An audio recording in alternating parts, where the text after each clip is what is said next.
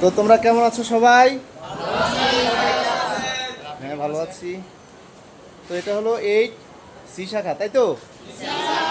আচ্ছা, অনেক চেনা মুখ। সবাই এক সময় ম্যাক্সিমাম স্টুডেন্ট এখানকার 7 সি শাখায় ছিল, তাই তো?